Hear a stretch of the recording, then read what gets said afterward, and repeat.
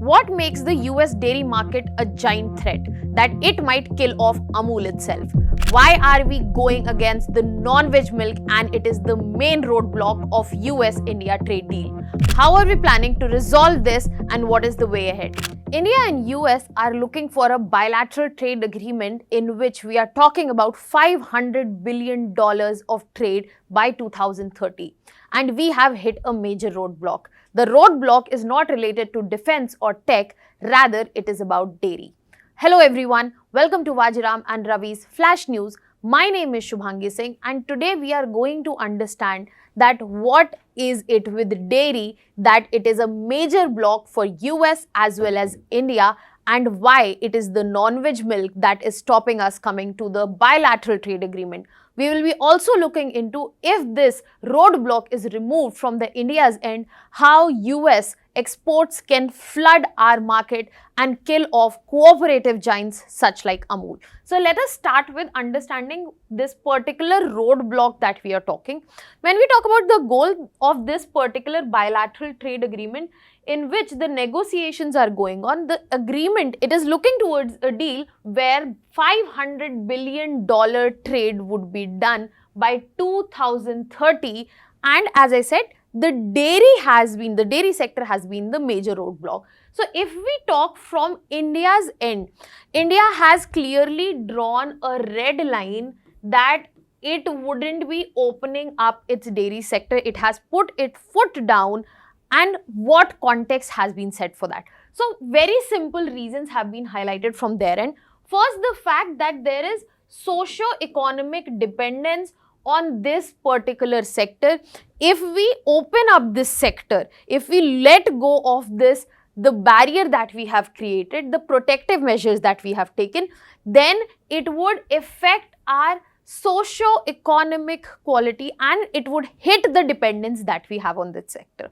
The second thing that has been highlighted here is the fact that if we are going to open this sector, then we need proper certification that the milk that is coming from US, it has to be the vegetarian milk. That means the cows who are giving the milk, they should be fed vegetarian items, because there is a practice in US where they are fed with other non-veg items such as bones, pig meat, etc.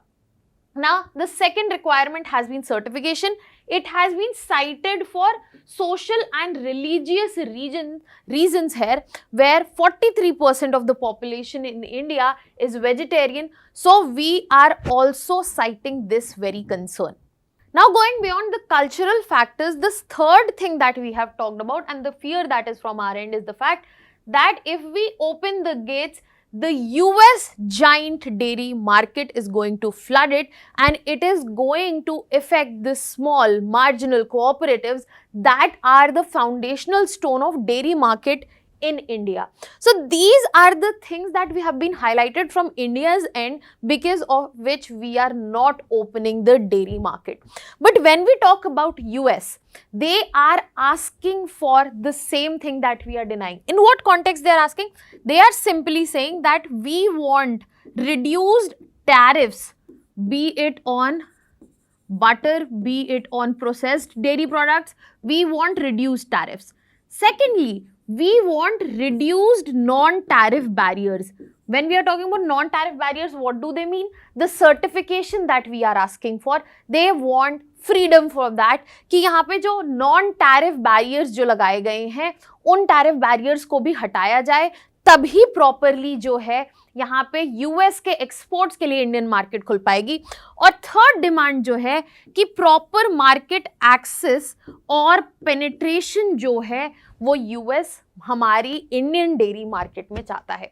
Now I have pointed the contention points between both of these countries and basically this contention boiled down to a simple clash where we are talking about of the economic models. Because अगर आप India के economic model की बात करें यहाँ पे तो वो सिंपली सबसिस्टेंस बेस्ड है. यहाँ पे छोटे कोऑपरेटिव्स, छोटे फार्मर्स, छोटे डेयरी फार्मर्स, उनसे हमारी इंडस्ट्री क्रिएट हुई है. बट जब हम यूएस की मार्केट की बात करें, dairy market specifically, it is industrialized and it is a giant. Now that we have understood the point of contention, let me also highlight that how big of a giant that US industry is, and that is the reason that opening exports, that means reducing the tariffs for them, becomes a threat for our own economy. So if we will look at the given graph here, you will clearly see the highest differential tariff that we find from India's end. मतलब India जो यहाँ पे tariff लगा रही है US के exports पे जो इंडिया में आ रहे हैं, वहाँ पे सबसे हाईएस्ट जो है वो agriculture, meat and processed food का है. तो यहाँ पे अगर मैं बात करूँ टैरिफ डिफरेंशियल की, हाई टैरिफ डिफरेंशियल का मतलब क्या है कि यहाँ पे इंडिया जो है वो ज़्यादा इम्पोज करता है, ज़्यादा टैरिफ इम्पोज करता है यूएस गुड्स के as compared to US in the given same category. Now, if you see, this is this category. Now, there is a reason that India does that. The reason is the fact कि US का dairy market जो है वो properly industrialized है, एक बड़ा giant market है. अब यहाँ पे हम समझने की कोशिश करते हैं कि डिफरेंस जो है क्या एग्जिस्ट करता है between Indian market, dairy market and US dairy market. So if we talk about USA, it is industrialise, it has an industrial advantage because milk production के टर्म्स में अगर आप बात करें तो इंडिया का हाईएस्ट मिल्क प्रोडक्शन है दुनिया में इस वक्त. We come in first in terms of global rankings, but US की मिल्क प्रोडक्शन इवन दो हमसे ऑलमोस्ट आधी है, they are better placed because with lesser dairy herd size they are producing better output. तो यहाँ पे return of investment जो है वो यूएस के पास हमें क्लियरली ज़्यादा दिख रहा है. इसके अलावा अगर आप एम्प्लॉयमेंट देखें डेयरी सेक्टर में तो जहाँ पे इंडिया में 80 million people, more than 80 million people are involved. In US we have nearly about 1,50,000 people. And dairy exports, this is where you will find a mind-boggling number in front of you, where we are talking about 1.96 million metric tons, and then we have in terms of billions the number, the trade that is happening in dollars, that is 8.2 billion. When we talk about India, it is merely in millions. So that means even after being the first in world ranking in terms of milk production, we are not able to make best of it. And the reason that comes in here, that we have logistical deficiencies, we have infrastructural deficiencies, because we are still developing that way. But if you look at US and certain characteristics associated with it, such as when we are talking about the dairy farms. So यहाँ पे जो dairy farms हैं वो small, marginalized और distributed नहीं है, consolidated है, जहाँ पे एक बड़े farm पे आपको 500 to 1000 cows मिलेंगी. इसी वजह से output जो है हमें, जो मैं ROI की बात कर रही थी, वो यहाँ पे बेहतर देखने के लिए मिलता है. इसके अलावा डेयरी इंडस्ट्री को हेविली सब्सिडाइज किया गया है यूएस में, जहाँ पे अगर ये एक्सपोर्ट करते हैं तो इनको सब्सिडीज मिलती हैं. लगभग 43 बिलियन डॉलर्स की सब्सिडीज जो हैं इस पर्टिकुलर सेक्टर को दी जाती हैं. तो दैट मीन्स यहाँ पे जो प्रोडक्ट्स मिल रहे हैं यूएस डेयरी मार्केट से वो कम रेट पे होंगे, वो चीपर होंगे, इनके पास सरप्लस जो है अवेलेबल है बिकॉज ऑफ लिमिटेड पॉपुलेशन. और इस वक्त इनको क्या चाहिए, इनको चाहिए नई मार्केट जहाँ पे ये पेनिट्रेट कर सके. और इसके लिए सबसे सूटेबल कैंडिडेट जो है वो इंडिया है, not just because of the population but of the demand that is present in rural areas of milk, milk-based products, meat, etc. Now, here we understand how big of a giant that US is and why is this a worry for us. The reason being, when you look at India, here you have to understand that dairy is not just a sector, it is a lifeline of 80 million rural farmers. When we talk about milk, in India, it is sacred. It is related to religion. It is related to culture. It is also related to politics. And mostly the small and marginal farmers who are coming from this particular category are women. So here we are talking about the social empowerment also. Another feature that comes in from the dairy sector of our country is the fact that cooperatives like Amul, one of the biggest cooperatives in the country, across the globe as well, which has already entered US market. Amul is one of those cooperatives that has entered US market as well. it supports and focuses on local producers. So when we are talking about in terms of the prices, if US enters our market, the prices will drop and these cooperatives will not be able to survive. These small and marginal farmers which are already getting pennies for dollars, they will not be able to survive. And that will lead to almost 1 lakh crore loss for a year. There is a possibility that 25 million tons of milk might get displaced every year, and there can be an advantage on the customer's end where they will find the milk prices to drop by 15%, but that wouldn't be an advantageous situation for this industries and the farmers involved in it. Now, I think you would have a better clarity on the fact that why India is so firm on dairy and agricultural sector. Even though we have placed higher tariffs, India is not ready to let go of this even in a $1 billion deal. I have highlighted the economic factors. Now let us look in deeply into the religious, cultural and social factor, and that will be summarized into just one point, that is the non-veg milk with which we started the conversation. Why are we referring milk as non-veg in this particular context? The reason being, if we talk about US regulations, it is a practice that the cows are fed with non-veg based products, for example, meat, blood meal, fish meal, bone meal, etc. Now, the reason it is done and the reason it is allowed, it is for the efficiency not just in terms of cost, but of the health of animals as well as cost control that brings it in. So, the US dairy market does not only enjoy the subsidies, it also has this practice that going on, and India does not want this non-veg milk entering its market for the religious, cultural and social purposes. They want proper certification